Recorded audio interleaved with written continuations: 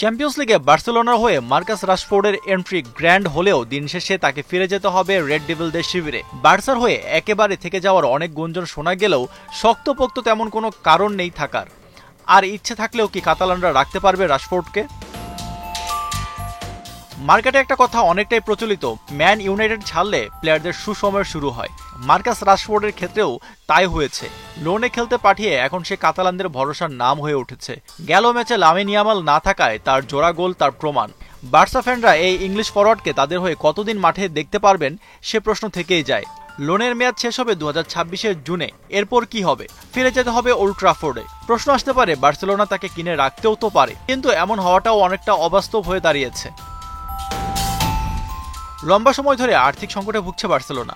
এর নজির হিসেবে 2025-26 ট্রান্সফার দেখলেই চিত্রটা আরও ভালোভাবে বোঝা যাবে। লা লিগার খরচের দিক থেকে তাদের অবস্থান 5 নম্বরে। তাদের খরচ 28 মিলিয়ন ইউরো, যেখানে তাদের চিরপ্রতিদ্বন্দ্বী রিয়াল মাদ্রিদ খরচ করেছে 168 মিলিয়ন ইউরো। লা লিগার তথ্যানুযায়ী বার্সেলোনার স্কোয়াডে ব্যয়সীমা 100 মিলিয়ন কমে দাঁড়িয়েছে 351 মিলিয়ন ইউরো, যেখানে রিয়াল মাদ্রিদে ব্যয় বেড়েছে 761 মিলিয়ন ইউরো। ক্লাবের আর্থিক স্থিতিশীলতার উপর ভিত্তি করে লা লিগা বার্সেলোনাকে একটি খরচ সীমা বেঁধে দিয়েছে। আসন্ন ট্রান্সফার উইন্ডোতেও বার্সা থেকে বড় সাইনিং দেখা না যাওয়ার সম্ভাবনাই বেশি। ক্যাম্প নুর কাজ শেষ না হওয়াতে এই স্প্যানিশ জায়ান্টকে আরও অসুবিধাতে পড়তে হয়েছে।